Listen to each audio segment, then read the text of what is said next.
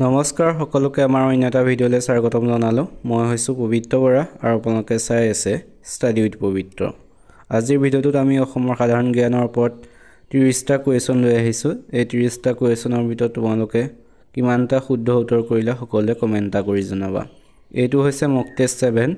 এই যদি আগৰ কেইটা চোৱা নাই তেন্তে সকলোৱে গৈ চাবা, আৰু যিসকলে আমাৰ চেনেলটো এতিয়াও ছাবস্ক্ৰাইব কৰা নাই সেইসকলে চেনেলটো ছাবস্ক্ৰাইব কৰি বন্ধু বান্ধৱীৰ সৈতে শ্বেয়াৰ কৰি দিবা। তেন্তে বেছি দেৰি নকৰি কুৱেশ্যনসমূহৰ মাজলৈ যাব বিচাৰিছোঁ। আজিৰ প্ৰথম কুৱেশ্যনটোৰ মাজলৈ যাব বিচাৰিছোঁ। প্ৰথম কুৱেশ্যনটো সুধিছে,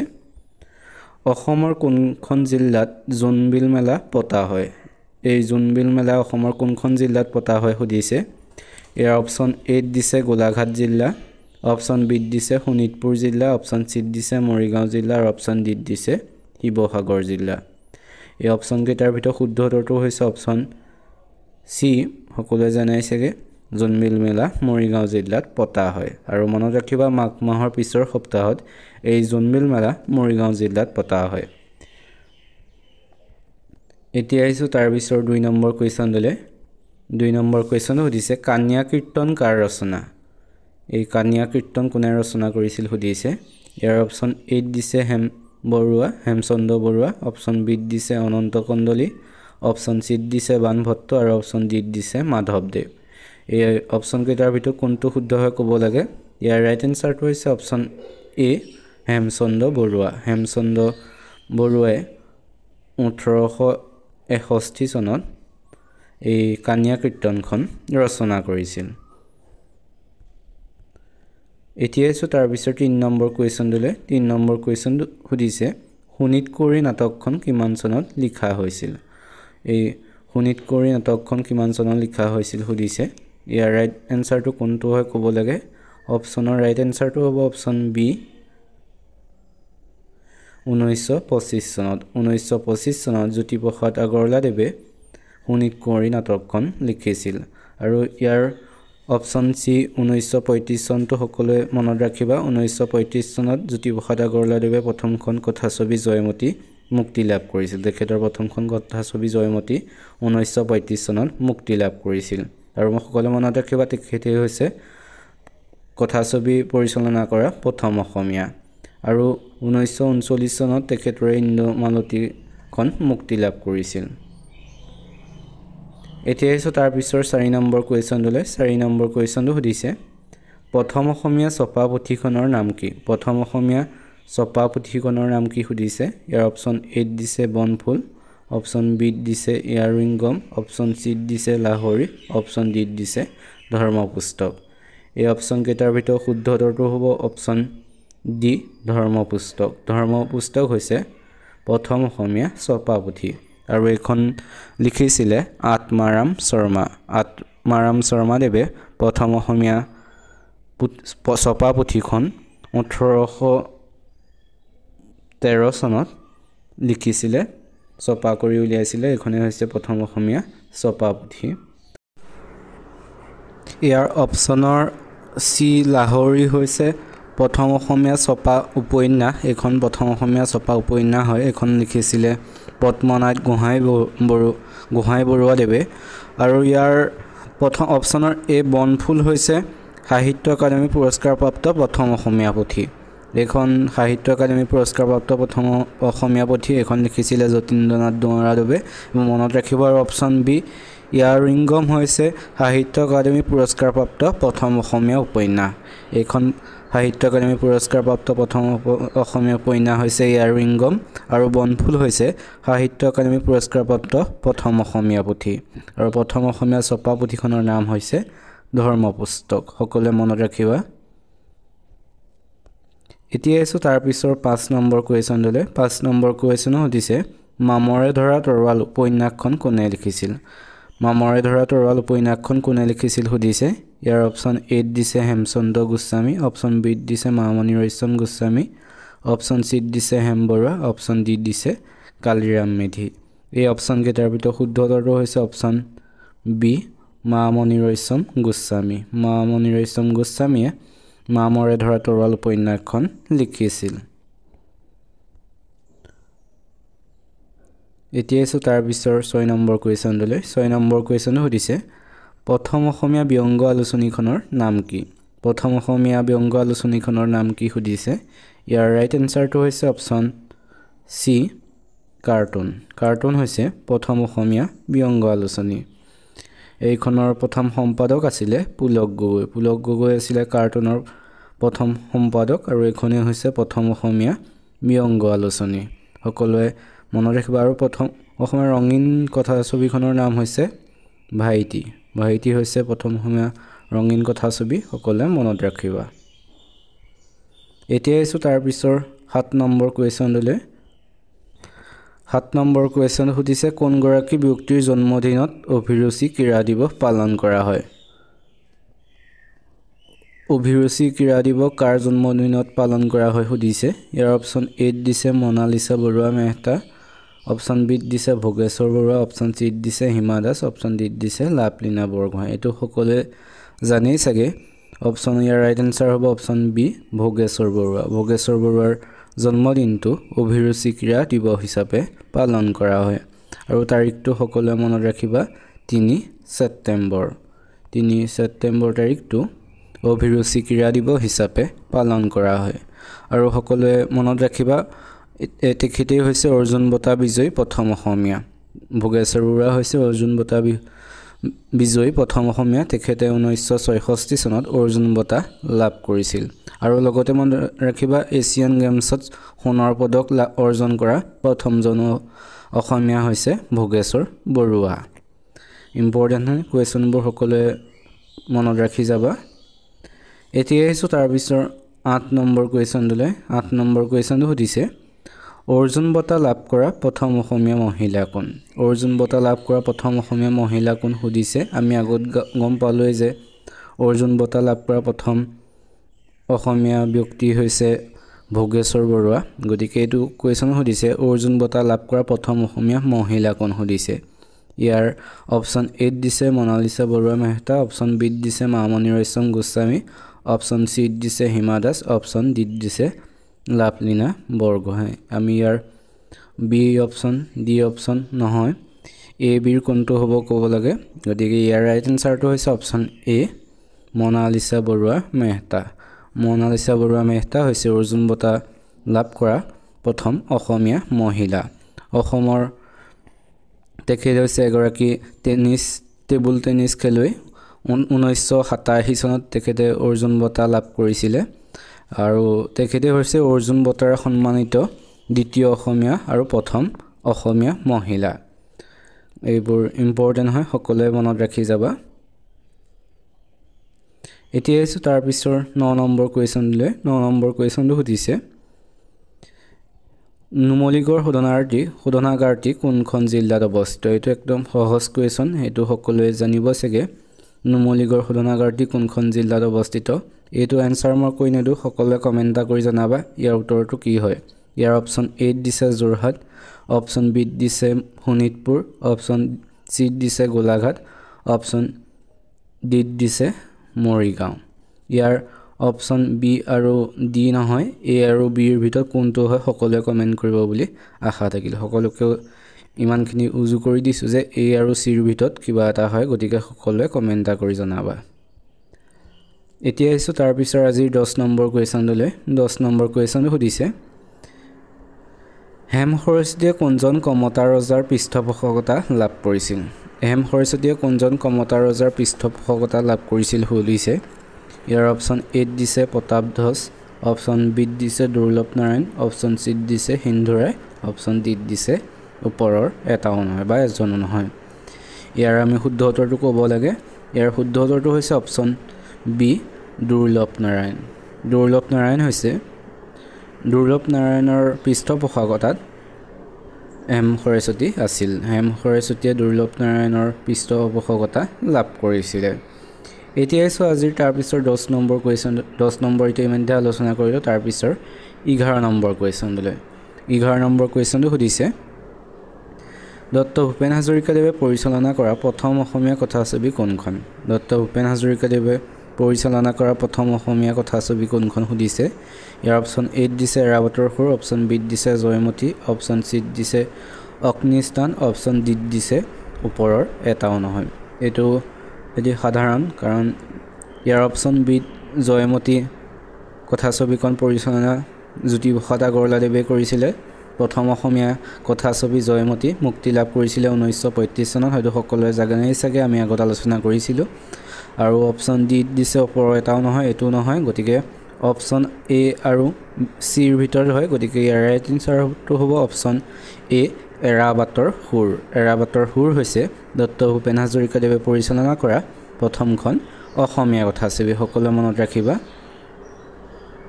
এতিয়া আহিছো তাৰ পিছৰ কোৱেশ্যনলৈ তাৰ পিছৰ 12 নম্বৰ কোৱেশ্যনটো সুধিছে চুকাফা দিৱস কেতিয়া পালন কৰা হয় সুধিছে এই অপশ্যন এ দিছে 8 মাৰ্চ অপশ্যন বি দিছে 22 এপ্ৰিল অপশ্যন সি দিছে 2 ডিচেম্বৰ অপশ্যন ডি দিছে 20 জুন এই অপশ্যন কেইটাৰ ভিতৰত শুদ্ধ উত্তৰটো হ'ব অপশ্যন সি 2 ডিচেম্বৰ তাৰিখে চুকাফা দিৱস পালন কৰা হয় আমি অপশ্যনৰ 8 মাৰ্চ তাৰিখে কি পালন কৰা হয় সকলোৱে জানে চাগে 8 মাৰ্চ তাৰিখে পালন কৰা হয় আন্তৰ্জাতিক নাৰী দিৱস কেতিয়া পালন কৰা হয় আহিব পাৰে 8 মাৰ্চ তাৰ পিছত 22 এপ্ৰিল তাৰিখে পালন কৰা হয় ধৰিত্ৰী দিৱস পালন কৰা হয় 22 এপ্ৰিল তাৰিখে আৰু 20 জুনটো সকলোৱে জানে চাগে ৰাভা দিৱস 20 জুন ৰাভা দিৱস হিচাপে পালন কৰা হয় গতিকে এইবোৰ চাই যাব সকলোৱে মনত ৰাখিবা ইম্পৰ্টেন্ট হয় এতিয়া এসো তাৰ পিছৰ 13 নম্বৰ কোৱেশ্যনলৈ 13 নম্বৰ কোৱেশ্যন সুধিছে ভক্তি ৰত্নাৱলী কোনে ৰচনা কৰিছিল সুধিছে ইয়াৰ অপশ্যনৰ কোনটো হয় ক'ব লাগে ইয়াৰ ৰাইট এনসাৰটো হ'ব অপশ্যন এ মাধৱদেৱে ভক্তি ৰত্নাৱলী গ্ৰন্থখন ৰচনা কৰিছিল এতিয়া এসো তাৰ পিছৰ 14 নম্বৰ কুৱেশ্যনটো সুধিছে শ্ৰীমন্ত শংকৰদেৱৰ ৰচিত প্ৰথম অংকীয়া নাটকখন কি সুধিছে এই অপশ্যন এ দিছে হৰিচন্দ্ৰ উপাখ্যান অপশ্যন বি দিছে ৰুক্মিণী হৰণ অপশ্যন সি দিছে চিহ্নযাত্ৰা আৰু অপশ্যন ডি দিছে পত্নীপ্ৰসাদ এই অপশ্যন কেইটাৰ ভিতৰত কোনটো শুদ্ধ হয় ক'ব লাগে ইয়াৰ ৰাইট এনসাৰটো হৈছে অপশ্যন সি চিহ্নযাত্ৰা হৈছে শ্ৰীমন্ত শংকৰদেৱৰ ৰচিত প্ৰথম অংকীয়া নাটকখনৰ নাম আমি যদি শ্ৰীমন্ত শংকৰদেৱৰ বিষয়ে চাবলৈ যাওঁ তেখেতৰ জন্ম হৈছিল 1449 চনত আৰু তেখেতৰ অংকীয়া নাট কেইখনৰ নাম হৈছে পত্নীপ্ৰসাদ কালীয় দমন কেলিগোপাল ৰুক্মিণী হৰণ পাৰিজাত হৰণ ৰামবিজয় এইসমূহ তেখেতৰ ৰচিত অংকীয়া নাট হয় আৰু তেখেতৰ মৃত্যু হৈছিলে তেখেতৰ বৈকুণ্ঠপান হয় বুলি কয় বৈকুণ্ঠপান হৈছিলে 1568 চনত শ্ৰীমন্ত শংকৰদেৱৰ বৈকুণ্ঠগামী হয় আৰু এইবোৰ মনত ৰাখিব কেতিয়াবা অহা দেখা যায় এতিয়া এসো তাৰ পিছৰ 15 নম্বৰ কুৱেশ্যনলৈ 15 নম্বৰ কুৱেশ্যনটো সুধিছে অসমত কোনে চাহ আৱিষ্কাৰ কৰিছিল অসমত কোনে কৰিছিল সুধিছে ইয়াৰ অপশ্যন এ দিছে মণিৰাম দেৱান অপশ্যন বি দিছে ৰবাৰ্ট ব্ৰুচ অপশ্যন সি দিছে লৰ্ড ডেলহাউচি আৰু অপশ্যন ডি দিছে পিয়লি ফুকন অপশ্যন ডি আৰু অপশ্যন সি নহয় যেহেতু গম পাওঁৱে অপশ্যন এ আৰু বিৰ ভিতৰত হয় কোনটো হয় কমেণ্ট কৰিব লাগে ইয়াৰ ৰাইট এনসাৰটো হৈছে অপশ্যন বি ৰবাৰ্ট ব্ৰুচ হৈছে তেখেতে অসমত চাহ আৱিষ্কাৰ কৰিছিল লগতে মনত ৰাখিবা মণিৰাম দেৱান হৈছে অসমৰ প্ৰথম চাহ খেতিয়ক হৈছে মণিৰাম দেৱান আৰু অসমত চাহ আৱিষ্কাৰ কৰিছিল ৰবাৰ্ট ব্ৰুচে সকলোৱে মনত ৰাখিবা এতিয়া এসো তাৰ পিছৰ 16 নম্বৰ কুৱেশ্যনটো সুধিছে অসম সাহিত্য সভাৰ চতুৰ্থজন সভাপতি কোন আছিল সুধিছে ইয়াৰ অপশ্যন দিছে পদ্মনাথ গোহাঁই বৰুৱা চন্দ্ৰধৰ বৰুৱা কালিৰাম মেধি হেমচন্দ্ৰ গোস্বামী এই অপশ্যন কেইটাৰ ভিতৰত শুদ্ধ উত্তৰটো হৈছে অপশ্যন ডি হেমচন্দ্ৰ গোস্বামী হৈছে অসম সাহিত্য সভাৰ চতুৰ্থজন সভাপতি লগতে মনত ৰাখিব প্ৰথমজন হৈছে পদ্মনাথ গোহাঁই বৰুৱা দ্বিতীয়জন হৈছে চন্দ্ৰধৰ বৰুৱা তৃতীয়জন হৈছে কালিৰাম মেধি আৰু চতুৰ্থজন হৈছে হেমচন্দ্ৰ গোস্বামী আৰু সকলোৱে এটা মনত ৰাখিবা অসম সাহিত্য সভাৰ প্ৰতিষ্ঠা দিৱস কেতিয়া পালন কৰা হয় সকলোৱে মনত ৰাখিবা 27 ডিচেম্বৰ তাৰিখে 27 ডিসেম্বৰ 27 ডিসেম্বৰ তাৰিখে অসম সাহিত্য সভাৰ প্ৰতিষ্ঠা দিৱস পালন কৰা হয় এতিয়া আহিছো তাৰ পিছৰ 17 নম্বৰ কোৱেশ্যনলৈ 17 নম্বৰ কোৱেশ্যনটো সুধিছে সৰস্বতী সন্মান লাভ কৰা প্ৰথম অসমীয়া কোন আছিল সৰস্বতী সন্মান লাভ কৰা প্ৰথম অসমীয়া কোন আছিল সুধিছে আমাৰ অপচনৰ শুদ্ধ উত্তৰটো হ'ব অপচন বি লক্ষ্মীনন্দন বৰা হৈছে সৰস্বতী সন্মান লাভ কৰা প্ৰথম অসমীয়া তেখেতে 2008 চনত সৰস্বতী সন্মান লাভ কৰিছিল কায়কল্প নামৰ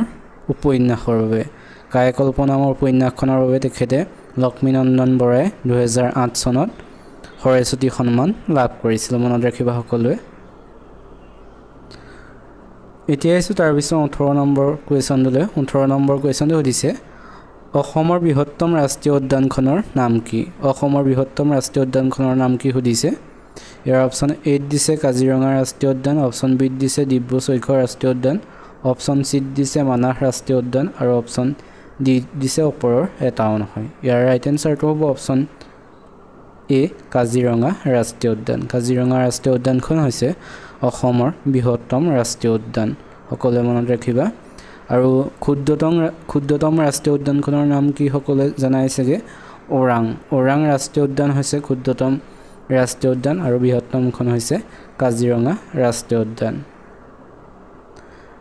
এতিয়া আছে তাৰ পিছৰ 19 নম্বৰ কোৱেশ্যনলৈ 19 নম্বৰ কোৱেশ্যনটো সুধিছে অসমৰ ক্ষুদ্ৰতম অভয়াৰণ্যখনৰ নাম কি ক্ষুদ্ৰতম অভয়াৰণ্যখনৰ নাম কি সুধিছে ইয়াৰ অপচনত দিছে অপচন এ পবিতৰা অভয়াৰণ্য অপচন বি লাওখোৱা অভয়াৰণ্য অপচন সি গৰমপানী অভয়াৰণ্য অপচন ডি বৰনদী অভয়াৰণ্য ইয়াৰ ৰাইট এনসাৰটো হ'ব অপচন সি গৰমপানী অভয়াৰণ্য হৈছে অসমৰ ক্ষুদ্ৰতম অভয়াৰণ্যখনৰ নাম এতিয়া আছে তাৰ পিছৰ 20 নম্বৰ কোৱেশ্যনটোলৈ 20 নম্বৰ কোৱেশ্যনটো সুধিছে হিন্দু উপাধি গ্ৰহণ কৰা প্ৰথম আহোম ৰজাজন কোন আছিল হিন্দু উপাধি গ্ৰহণ কৰা প্ৰথম আহোম ৰজাজন কোন আছিল সুধিছে ইয়াৰ ৰাইট এনসাৰটো হৈছে অপচন এ চুহুংমুং হৈছে হিন্দু উপাধি গ্ৰহণ কৰা প্ৰথমজন আহোম ৰজা তোমালোকে আজিৰ ভিডিঅ'টো চাই কেনেকুৱা পাইছা সকলোৱে কমেণ্ট কৰি জনাবা যদি ভাল পাইছা তেনেহ'লে চেনেলটো সাবস্ক্ৰাইব কৰি ভিডিঅ'টো এটা লাইক কৰি বন্ধু বান্ধৱীৰ সৈতে শ্বেয়াৰ কৰি দিবা এতিয়া আহিছো তাৰ পিছৰ 21 নম্বৰ কোৱেশ্যনলৈ 21 নম্বৰ কোৱেশ্যনটো সুধিছে ত্যাগবীৰ বুলি আমি কোনজন ব্যক্তিক জানো সুধিছে ইয়াৰ অপচন এ দিছে হেমচন্দ্ৰ বৰুৱা অপচন বি দিছে কমলাকান্ত ভট্টাচাৰ্য অপচন চি দিছে ব্ৰজনাথ শৰ্মা অপচন ডি দিছে ৰজনীকান্ত বৰদলৈ এই অপচনৰ শুদ্ধ উত্তৰটো হৈছে অপচন এ হেমচন্দ্ৰ বৰুৱা দেৱক ত্যাগবীৰ বুলি জনা যায় আমি অপচনৰ চাওঁ অপচন বি দিয়া কমলাকান্ত ভট্টাচাৰ্যক কোৱা হয় অগ্নিকবি বুলি অপচন চি দিয়া ব্ৰজনাথ শৰ্মাক কোৱা হয় অভিনয়াচাৰ্য বুলি আৰু অপচন ডি দিয়া ৰজনীকান্ত বৰদলৈক জনা যায় উপন্যাস সম্ৰাট বুলি এইসমূহ মনত ৰাখিব সকলোৱে যেটো পৰীক্ষাত আহি থকা দেখা যায় এনে ধৰণৰ কোৱেশ্যন গতিকে সকলোৱে মনত ৰাখিব এতিয়া আছে তাৰ পিছৰ 22 নম্বৰ কোৱেশ্যনলৈ 22 নম্বৰ কোৱেশ্যনটো সুধিছে জাউতিযুগীয়া প্ৰেমৰ চহৰ বুলি কোনখন ঠাইক জানো সুধিছো এইটো আগত কুৱেশ্যন আলোচনা কৰা হৈছিল ইয়াৰ শুদ্ধ উত্তৰটো ক'ব লাগে কোনটো হয় ইয়াৰ শুদ্ধ উত্তৰটো হ'ব অপচন সি তেজপুৰক জাউতিযুগীয়া প্ৰেমৰ চহৰ বুলি কোৱা হয় অপচন এ শুৱালকুছিক কোৱা হয় পূবৰ মানচেষ্টাৰ বুলি শুৱালকুছিক কোৱা হয় যোৰহাটক কোৱা হয় অসমৰ সাংস্কৃতিক ৰাজধানী বুলি যোৰহাটক কোৱা হয় আৰু চাহৰ ৰাজধানী বুলিও কোৱা হয় চাহ ৰাজধানী অসমৰ আৰু অপচন ডি দিয়া হাফলঙক কোৱা হয় আপোনালোকে হাফলঙক কি কোৱা হয় সকলোৱে জানেইছেগে অসমৰ স্কটলেণ্ড বুলি কোৱা হয় হাফলঙক গতিকে সকলোৱে এইসমূহ মনত ৰাখিব এটা তাৰ পিছৰ কোৱেশ্যনটো লৈ যাওঁ তাৰ পিছৰ 23 নম্বৰ কোৱেশ্যনটো সুধিছে অসম সাহিত্য সভাৰ প্ৰতীকটো কোনে অংকন কৰিছিল সুধিছে অপচনত দিছে দেৱকান্ত বৰুৱা যুগল দাস কুমুদ ডেকা ভৱানন্দ দত্ত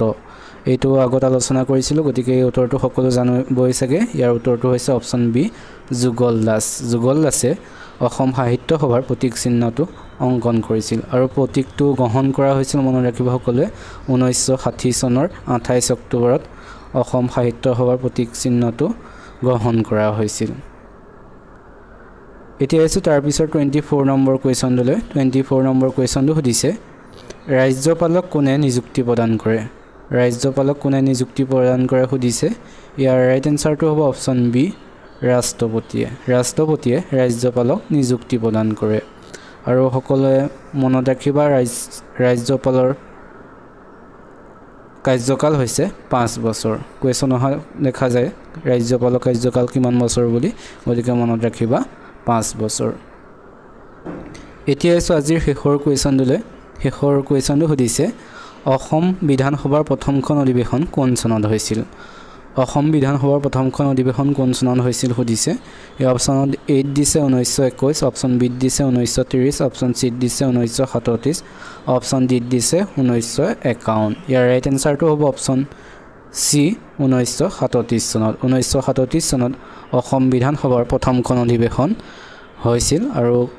ক'ত হৈছিল সকলোৱে মনত ৰাখিবা শ্বিলঙত 1937 চনত অসম বিধানসভাৰ প্ৰথমখন অধিৱেশন অনুষ্ঠিত হৈছিল আজিৰ ভিডিঅ'টোত আমি 30টা কোৱেশ্চন আলোচনা কৰিম ভাবিছিলোঁ কিন্তু সময় অসুবিধাৰ বাবে 30টা কৰা নহল 25টা কৰিলোঁ গতিকে সকলোৱে 25টাৰ ভিতৰত কিমানটা শুদ্ধ উত্তৰ কৰিলে সকলোৱে কমেন্ট কৰিবা আৰু ভিডিঅ'টো কেনেকুৱা পালে সকলোৱে কমেন্ট কৰিবা যদি ভাল পালে তেনেহলে চেনেলটো সাবস্ক্ৰাইব কৰি বন্ধু বান্ধৱীৰ সৈতে শ্বেয়াৰ কৰি দিবা এনে ধৰণৰ ভিডিঅ' লাগে যদি সকলোৱে কমেন্ট কৰিবা সদায় গতিকে আজিলৈ ভিডিঅ'টো তেন্তে ইমানে ধন্যবাদ